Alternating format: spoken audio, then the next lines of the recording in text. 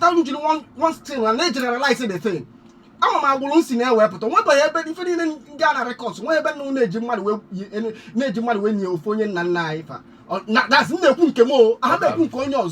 So we should always be clear and stop insulting Igbo traditional religion. Of Africa, my way, indigenous spiritual reawakening. Here. So many people underestimate here. So many people, some young people now better, maybe engage some wrong reasons were better.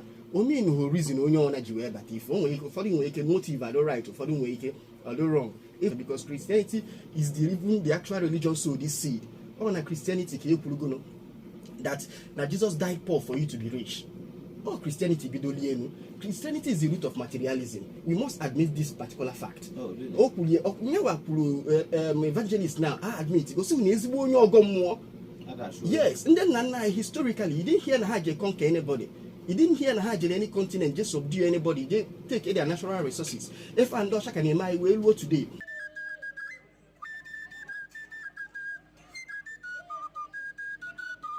Well, as we promised you, we hope to have a very robust discussion this morning on why Igbo youth are in their numbers exiting the Christian religion and seem to be embracing the traditional religion. That is what we want to look at this morning on the Thursday's edition of Newspaper Review, where we look at salient societal issues, okay, and what we must do to move it forward. Thank you for choosing us again. My name is Prince Afam Ofeme, and ndị banye dalono dịka etu anyị gwara unu oge gara aga bụrụkwa ihe lebara anya n'oge gara aga. Ọ gịnị mere ndị ntorobịa ugbu a ji wee na-agbapụ n'okpukpe ụka na-abanyezi n'okpukpe ọdịnala? Ka ihe eche nọ ya kpatara ya. N'izu gara aga anyị gara kpọta mmadụ abụọ, onye ọdịnala nakwa onye pastọ. Ndị mmadụ wee si biko sikpọkwara ha ndị ọzọ ka mara ka otu aka ilu si ada, ọ bụ ntu o si atọ. Ọ ya ka anyị ji wee pịa aka tata wee jee kpọta mmadụ abụọ, onye na-eso ụzọ Kraịst na-esosi ya ike, onye kwenyere na Trinity. Anyị na-ekwu maka Evangelist Edmond Ejimbe. Ọ ya bụ isi ahụrụkwago okpu na Jesus the Way, Truth and Life Gospel Church. Evangelist, can ndị na-ege anyị ntị? Ọrụ mmadụ, ana m ekele mmadụ niile n'aha Jizọs. Amen. Onye ọzọ, onye ọdịnala bụkwa Nze Tobe Osigwe, Ezeikolomuo, eze ọnọnando, eze ụmụ okolobịa. Ọ nọkwazi ebe a. Nze, kene ndị na-ege anyị ntị? Ndị be anyị ụtụtụ maala anyị mma, ka orie taa detala anyị ife ọma. Abụ m Okwuruọha Charles Ede, ka akọ n'ubi onye anyị bịara. all right. I think I need to start with you, Evangelist Ejimbe. Before we go into this discussion, sir, I heard you saying that you were once of the traditional religion. Yes. So before you begin to tell us why Igbo youth especially are living in their numbers, why did you leave Odinani to join the church and become an evangelist? What happened? Well, abụ m onye ndị omenala mụrụ. Nne na nna m adịghị eje ụka kpamkpam. Ha bụ ndị a na-akpọ ndị omenala ma ndị ngọ mmụọ onye na-akpọ edata. Ndị ngọ mmụọ a bụ ndị amụnyere ha na ngọ mmụọ, ndụọ ha na ngọ mmụọ, ha anaghị ejegharịkwa na-esoro nne na nna ha otu ha si efu. Then ụfọdụ mgbe ha nwekwara alụsị ha na-efe, nwaanyị nwere ike jebulu ogwugwu gawa na-efe n'ọrịa ụlọ, nwoke nwere ike nwekwa ebe ọ na-efekwa nke whatever akpọrọ ya. So ndị a ka a na-akpọ ndị ngọ mmụọ, ana ha nwekwara otu ndị ahụ n'oge ahụ, nwekwa otu ha si ebi ndụ. So m onwe m bụ onye amụrụ na that ihe. So ọkwa ebe ahụ ka a zụrụ m, mana ha kpọnyeziri m ndị ụka Siemens then. So abụkwa m onye gabigakwara usoro dịka a na-efesa nwata mmiri n'isi, asị emere baptizim. Enwere mmadụ na-atọ m nna baptizim, nwoke na-abụ n'otu nwaanyị. Then dịka m na-etolite nwee interest maka ịbụrụ onye Siemens den a ga-agba mbọ ka ịgụba Baịbụl. So enwere m interest na m na-agụ Baịbụl from 1960 nwee interest. So na-agasịkwa in fact asokwa m n'onye bụ an addict member of Siemens den. Nna, if I may butt in here, you have been in the traditional religion and now you're the Christianity. So you have been in the two faiths. Yeah. Which one would you say is the best to be practiced? To be honest, Ngomo was the best. Oh, wow. Yes. Really? Maka enwere many reasons why. Anọ na these two religions. We chọpụta na ndị Ngomo n'oge ahụ. Ha na-ekwu maka nkịta n'oge ahụ. Ha na-ezi ana. Na-ezi ọfọ. Na-atụ egwu ife afọ ha anya. Ha na-ezelikwa ibe nne. Mmegide. So, abịa na ikwu eziokwu na ndụ ha dị iche na ndị ụka. Ndị ụka enweghị ife ha na-eze. Ndị ụka enweghị ife ha na-asọ. Like ndị ụka Ebrahim Watch na n'ime ka ọcha na Chukwu ya agbaghara. Ọ bụrụ ndị nwaanyị nwụrụ anwụ ya arịọ ya gwa na ọ ya arịọ. So, anaghị eme ife sọrọ ha, mana ndị ngọmmụọ dịka site na nwata ha nwere nsọ, nwee ihe eze ndụ, nwee ịtụ egwu ife ụfọdụ. Bata na ha nwa ka adụ sanity karịa ndị ụka. Etu ahụ ọ dị mgbe ka ọ dị taa n'ọgọ mmụọ. Mba. So ndị ụmụ okorobịa anyị na-abanye ọgọ mmụọ na gịnị ka fa na-eje achọ? Ọ bụghịkwa ngọ mmụọ ka ha na-aba, ha bara ihe a na-akpọ ịba n'alụlụ ala. Udo ụfọdụ ba na Godian religion mana ha bara n'alụlụ ala ya kọọtụ ka mma akpa ya. Because ibe na-epu uchu anyị toyetubu inwe ego. Onwe ife mma asụ ha chọrọ ime ma ha they want to have money by all means. So they get into occultism, then connecting with alụsị. Because in our phone, many of them alụsị ka ha na-efe. Enwere m ndị dị close to me. Ide dala alụsị na ọgwụ ka o wee nwee ike influence onye ọya anata ego. That's why you say ọ bụghị ngọ mmụọ ka ha bara. Because ama banyere ngọ mmụọ. Onye ngọ mmụọ enweghị anya ukwu ịkpata ego by all means. Onye ngọ mmụọ kwenyere na ya atụtụwa atụtụ juo. And ọ na-ezekwa ndụ iti aka n'ife ọjọọ tu. Maka onye ngọ mmụọ nwere ife obiri ibu n'onwe onye mee a na-etigbuo ya. Yes, a na-etigbuo ya. So nye abatara na oge dịka mma ọ nke agwa nọ dịka mma tesi ebu na ndị ngọ mmụọ ji ọfọ aga. Mana ọfọ bụ ndị ha sị na ha jikwere ọfọ jiri ogu. Okwu a means that na ha achọghị iti aka n'ife ọjọọ mana ha jiri ọfọ itizikwa aka n'ife ọjọọ ife ifuru iwere. Ana ndị ngọ mmụọ emekọta kwekọrịta ife ti ọfọ na ala. Ọ dị etu a ọta na a na-ada esekewa okwu bikọz na ndị ngọ mmụọ iyi ọnụ ha ya ekwu eziokwu ọnwụ na onye ezigbo onye ngọ mmụọ echile echi akara ife niile ịkpọ ya maka okwu a na iwere nkwubi ọsị na ya ṅụ mmanya ụdọnwere na-abịa ka ekwu eziokwu a na-achụgharị ọbịa okwu eziokwu naba unu ewezuga ọnaba ahụ ọ ya rie anụ ọ ya aṅụ nkwụ ọbịa ya achọ ka eji ije abalị maka ọkụ ezigbo onye ngọ mmụọ anyị bilivu ya maka na etiwe ma ọ bụrụ na okwu eziokwu banyere ala a na-etigbuo ya. So that is what I discovered. So ife gbasatara ụka ama m ọfụma ụka bụ just okpukperechi ndị ọcha o nwere nna ya ha time ikwenye na ya because eburi agha nke mere na oge ahụ nwa gị jewe ụka ebusobe agha kpata na o nwere ọtụtụ ndị ụka dara maka gịnị nna ya chiri ọzọ nwesị ife ochiri. So ọ bụrụ na nna ya nwụọ dịka onye ụka ndị ngọ mmụọ eme nsisi na ya echigharị nna ya ọzọ megharịcha ife niile na ya eni ewute ife ndị a. So emegidozi ife a onye a compromise ha na ife a ọkpọkwacha na ike agwụ ya n'ụka. Okay, thank you very much, sir. I think enwe ihe chọọ ịjụ afa m ọ ya kpatalụ na ụmụ okorobịa ugbu a hapụziri okpukpe ụka na-abanyezi na ego mmụọ. Ọ bụghị mmụọ ka ndị a na-agụ ndị a chọrọ ego by all means ha tinye aka n'ịgwọ ọgwụ na court. Okay, yes. Thank you very much. Ka anyị gaa na nke Nze no. As I know you before now, sir, before you became a traditionalist, you used to be a preacher of the gospel, if I'm correct, with the Winners Chapel. Yes. Dịka nna anyị si gwa anyị etu o si wee megide omenala banye n'ụka, ọ gịnị meziri, ọ gịnị siri n'ụka, ọ gịnị ka ịfụrụ imechasị na ịfụ ọkwazi iji wee sị ka ịchọọ ya n'omenala? nke wee eziokwu na ụmụ ife selụ m n'ụka nne m na ụmụnne m onye ọ na-aka na-ejesi ụka ike wee luo taa mụ na ụka enweghị esemokwu ndị na-efolo m na soshal midia mana nna adị ekwue na-ekwusi ike mana ndị be anyị si na oge elu ife niile n'ihe eselite. I believe that if I na-afụ right now is ife oge Frantz Fanon, the Algerian philosopher, say every generation must out of relative obscurity discover its mission, fulfill it or betray it. This is if you now with the earlier word in Renaissance or reawakening is a generational thing. If I say if I can more no ye at this hour. The reawakening near now. You can fault some of the system, you can fault some of the way some young people see about it, but you can't stop it.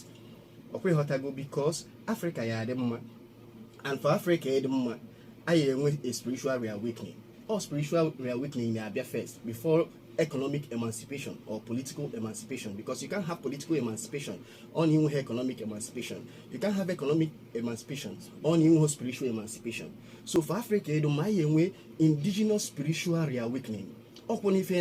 Here. So many people underestimate here. So many people, some young people now better, maybe in some wrong reasons were better. Only in who reason only on a way, but if only following way can motive I don't right or following way I do wrong. Even at the Christian Bible, no one by Jesus, Macali weeds and the tails, no one they also say happen now I am get harvest. By the time I will separate here or can from Ata. So I when time of separation, I when do I if only when water find its level. Some you 2G from because of wrong reasons were but were hot no hobro otuaki siada siada kosi atono. So some of them will go back and find their balance. Some way can actually to Christianity because of nego kahana because Christianity is the actual religion so this seed. On a Christianity that Jesus died poor for you to be rich. Oh, Christianity Christianity is the root of materialism. We must admit this particular fact. Oh, really? Evangelists now, I admit.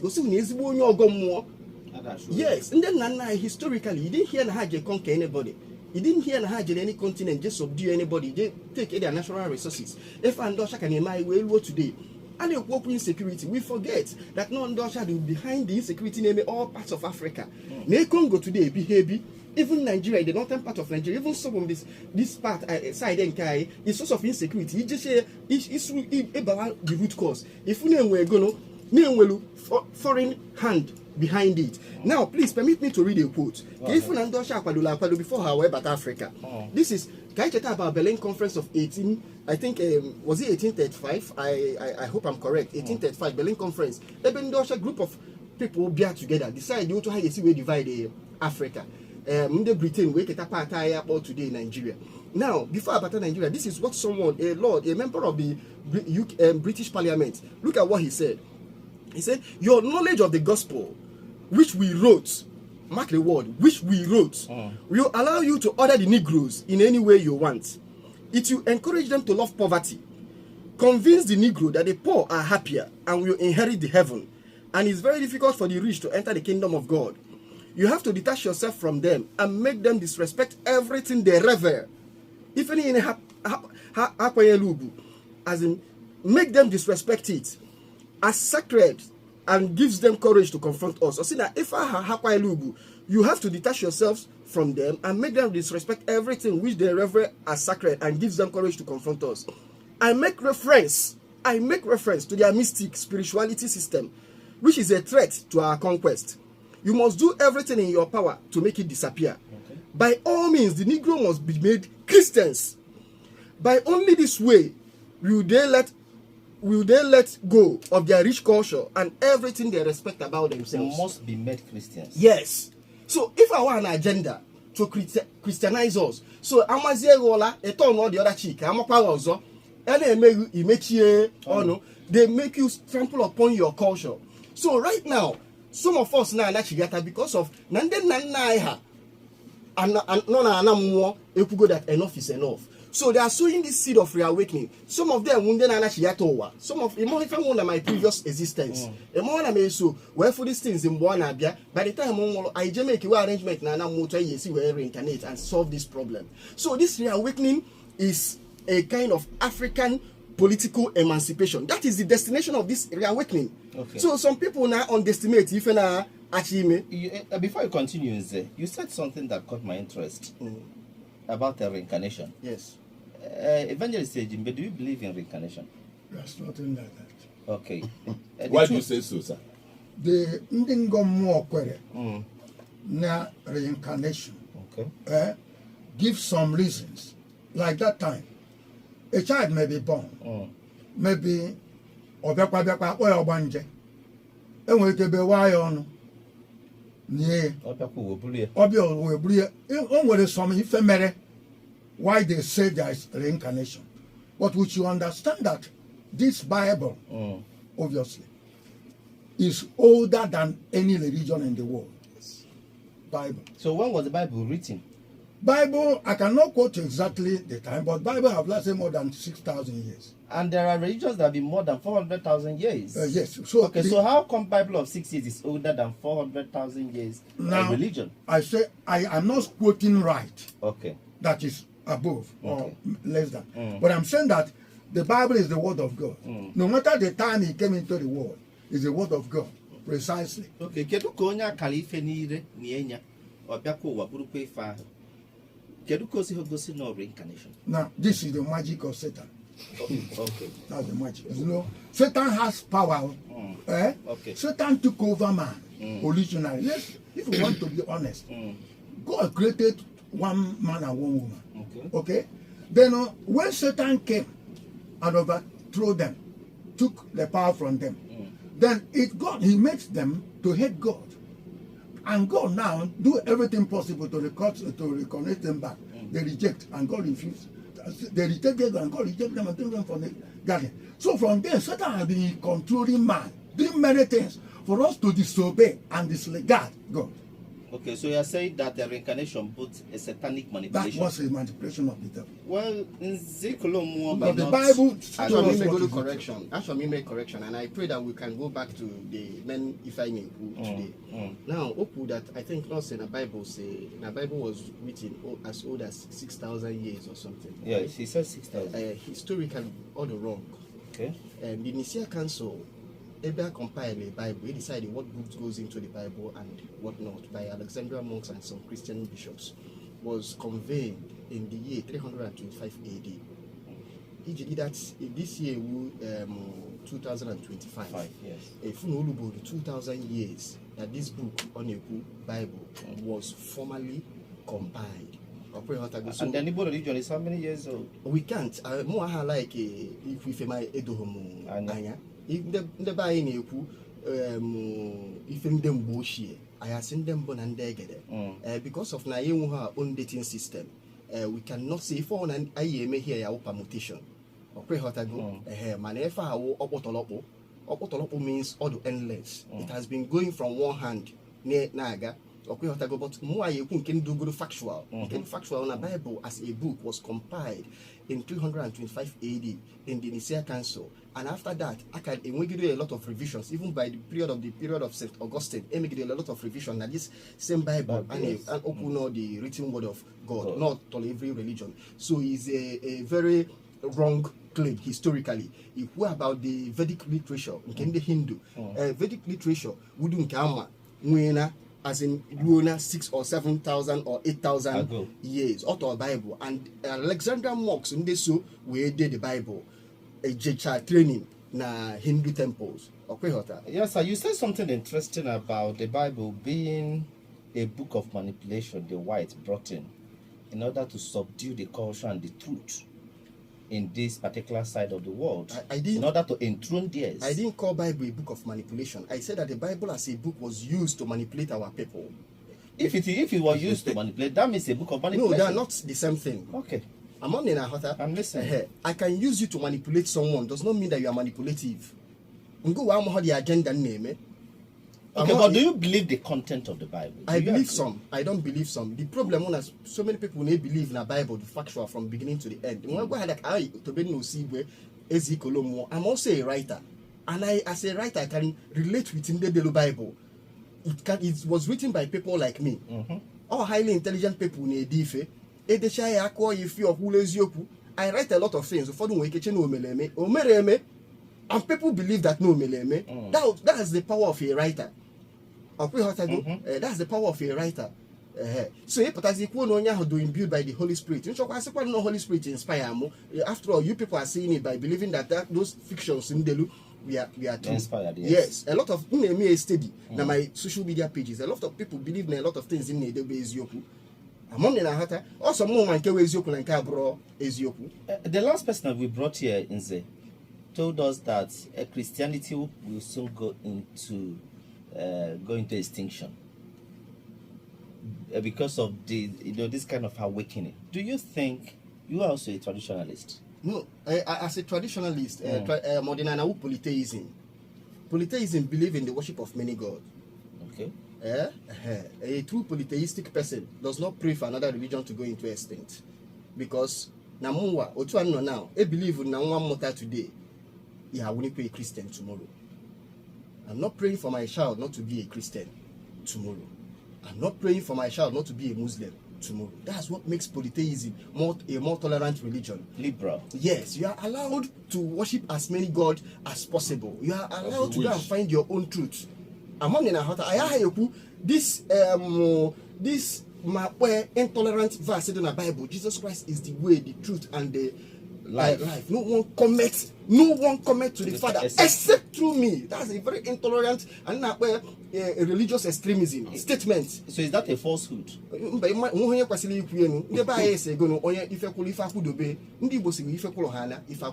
means if one truth exists, another truth. Are you saying that Jesus Christ is not the savior of the world?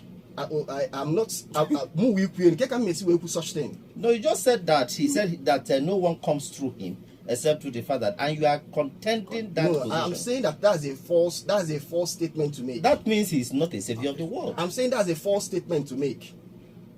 I'm saying that's a very false statement to make. So many ways to get to God. So many as of today, I can with saviors. Okay. And we're new saviors. The whole savior can be saviors. I can with saviors. Today I can with saviors. I am with future saviors.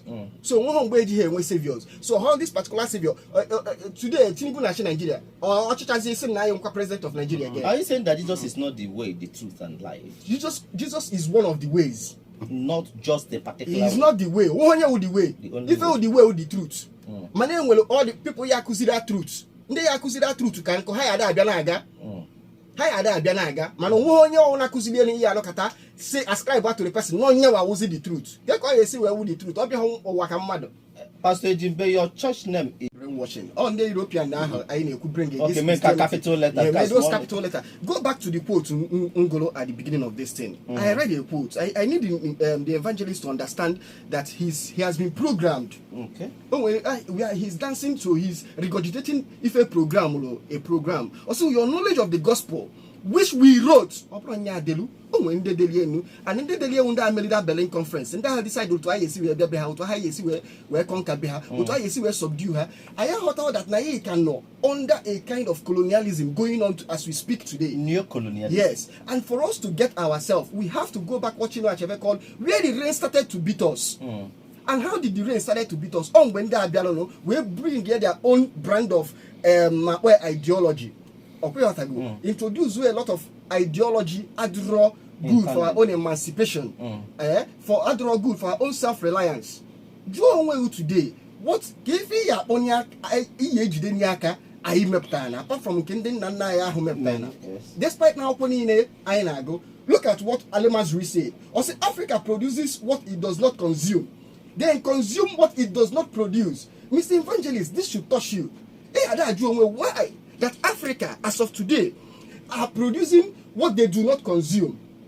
As now, in my oil on Nigeria, where apple, natural resources on Nigeria, where apple, where America, where China, where several parts of of the world. They refine all those things. They produce all those natural resources and bring it back to us. I go at a very high rate. Then they determine the market forces. We don't even understand what is at play. We cannot control our own resources. When if produce, we are not putting them into a finished product. You are not asking yourself why.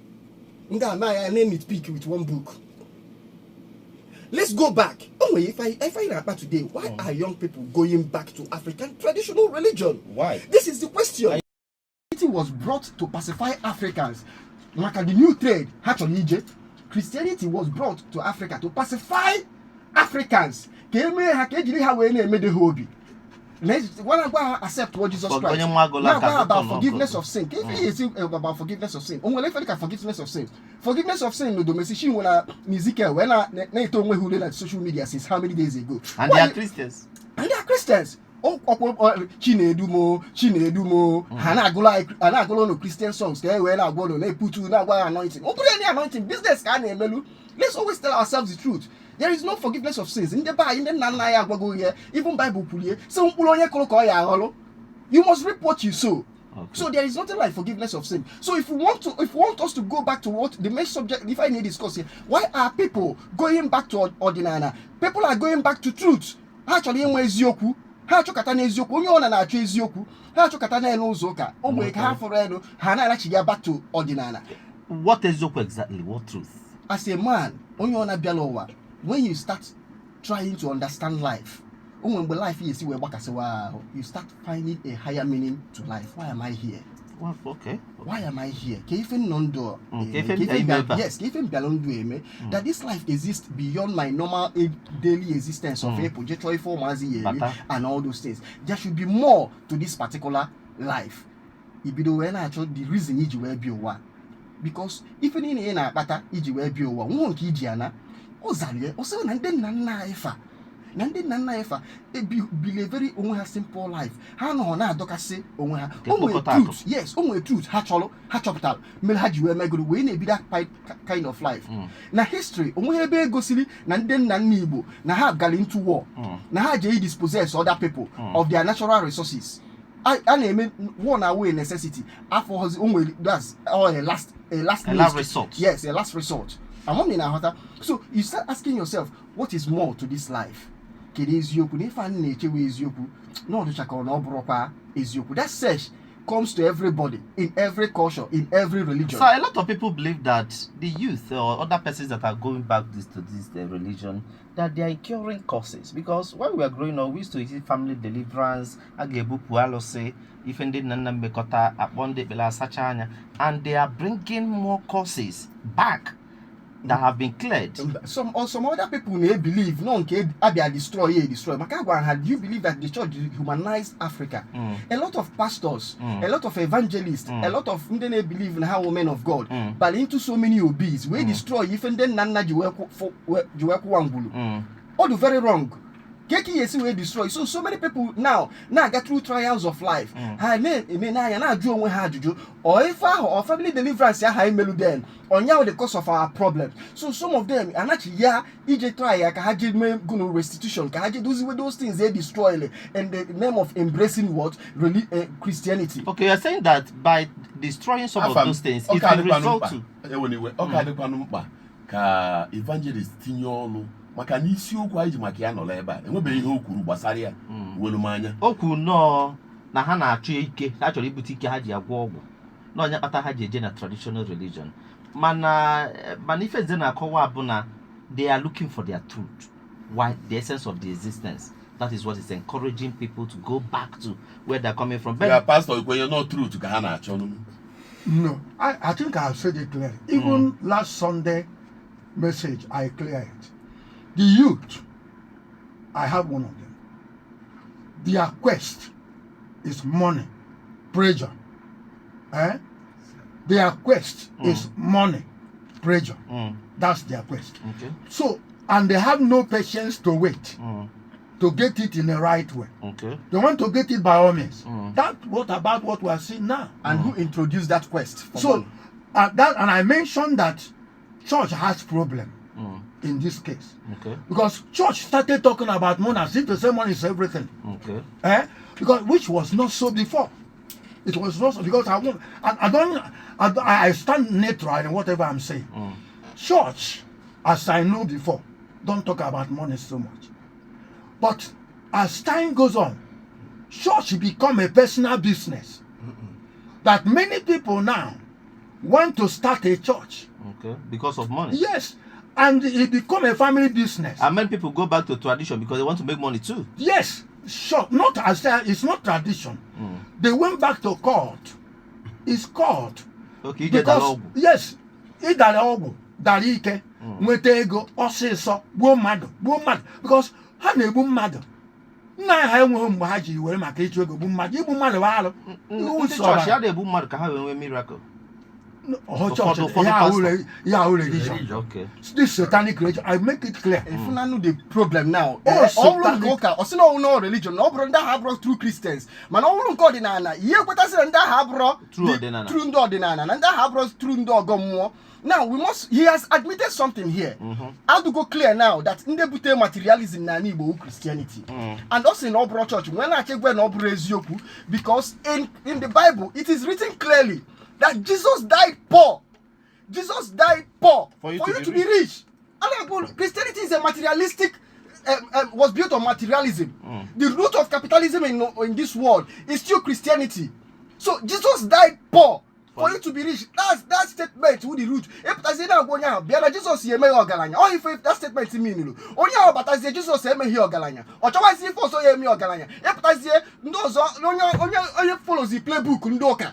Onye si na ozi dibia ma ono wi fira fellow ozi playbook ndoka. Se obi say ka me ogalanya ha gwa Jesus aye me nie. If as he blame wezi ndo ordinana. We have that's all the seed of materialism. That's all the seed of egombute. And we see how Ndoka say honor onye Diego. Nde we mehenu. Nde we respect ni Diego. When he for wasa ni Diego more and all that. Now, yes. I come into this one. Okay, please. My brother, I understand. Okay, so before you go ahead, please, for our listener, you are still tuned to Authority 91.9 FM, and it's just you can go on. Personalize it to yourself. We are now for.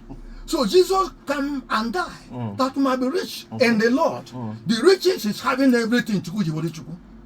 Alpha. If evangelist in now, we find out about historical revisionism. Okay. Never seen if I banana now, but when Bible said that Jesus died poor for you to be rich, that thing is quite clear. We know what poor means and we know what rich means. So if you're attributing spiritual and physical to it, if you're engaged, we find out about historical revisionism. Bible was very explicit. Man, and let me even bring it down home to you now. Christianity is the root of materialism and the main chief promoter of materialism. Now, no okuana newi. Enwelo okana akpo cathedral do ebe na akpo okuana. Or ana newi are the opposite it. Nearly this ana. Near the mighty cathedral. They know now. Stand go before that cathedral. Though they know now. Or any form of materialism for about nothing. Man, ne nukde lana. Ne haji me a common man. Ne fa. Oh, I say no nka or cholo. Nka who do very big. Thank you. Ndoka do good in almighty gigantic structure. Otwa yesi we go see na chukwu na chukwu bless ogono if ana afanya and when I say we know okwana now this is a stark contrast of what Odinani represents and what Christianity represents. Christianity is so the seed of materialism. We go like some debias have forgot the thing. We borrow the playbook of Christianity. Say we are saying that thing we na afia na anya kai we potentially blame Odinani. And I'm saying go back to Christianity. Who saw this seed? That's what Chinua is saying. We must know where the rain started to beat us. Okwana Newi not here today as a sharp contrast. Jeneneye, Omweheli Cathedral in our Fubulibu. Man, opposite it, and we're two big churches in around it. So Odinani does not try to make you what? Start thinking of KKIC where Atego. In a kunde so the seed of Egombute, Jude Nondoka. Ona was Nando Odinani Afa. Ebanaku, Emere Jesus, when you come on again. Oh, we're here. Oh, what I hear about this thing. Okay. Nanya, the true Christianity, foundation of Jesus is the foundation of Christianity. You know. Stop giving semantics. I don't practice this thing. The 12 apostles were the people that carried out the Christianity of the example of Christ. Okay. They don't talk about materialism. Paul said he was poor that others may be rich. And the Corinthian, and the Osinana and Nagidago, Paul won't preach against materialism. Let me single him out as an apostle. If you read all the epistles of apostle from Romans to Hebrew, you will see that Paul was against materialism. That Paul was the person who said that. I was not Paul. Paul is I believe in Igbo today. The love of money. Today. The love of money is the root of all evils. So the root of the love of money is the root of all evils. We know whether you are a religious, white religious man or menana, ngomwa. You want ego. I said it. If you hear me, because now even ego it's a satanic manipulation. Okay. People now achieve ego high elicha. How to read back of on a bangare. Then they break on a give a gem. The Bible called them fools. Fools. So whether no now Christianity or I told them, love of money, even a go bumbo, we all joining. And don't have Balumbo. And don't have Balumbo today. Love of money.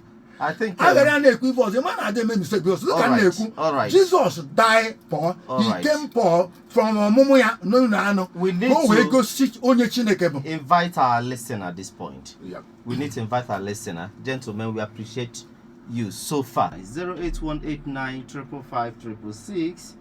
Okay. Let's take this one. Good morning. Before we go to Nze. Okay. The Bible said that John will come in the spirit and the power of Elijah. Not Elijah. Okay. It will come with the spirit and the power of Elijah. Okay. To turn the heart of the children back to their father. So he is not John the Baptist Abu Elijah. Okay, so it is not reincarnation. That's what you're saying. No. All right. Why did you leave St. Thomas Anglican Church to open Jesus the way? My encounter with Christ, 1979. November, according to November. On a Sunday. Took me away from St. Thomas. Yes. Okay, so religion. that encounter told you to leave St. Thomas. It's without wasting time. That very particular Sunday, I got the message. I was coming home through that place. Okay. I was told not to enter there because they will not understand what I'm saying. Okay. I put it in my testimony. Thank you very much. We appreciate you, Evangelist Ezeikolomuo now.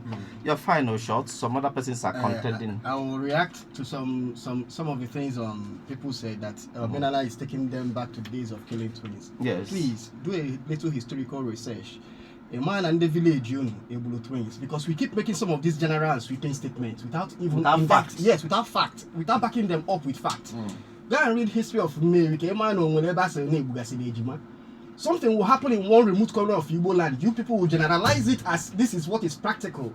And yes, let's assume that it happened everywhere. Please, go on the Bible. If a man a Bible, don't draw akahanko. Unetufugo Bible unekumake. I just never follow Bible. What are you saying? David slept with someone's wife and still sent that person to go and die. Of the war. And God called him a man after his own heart.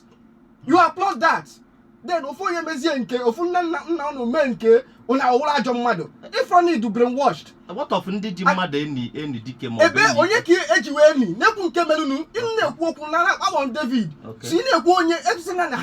What the person verify here? One still and they generalize the thing. I'm a will see now weapon. What by if you didn't Ghana records, where no when you phone and knife. That's so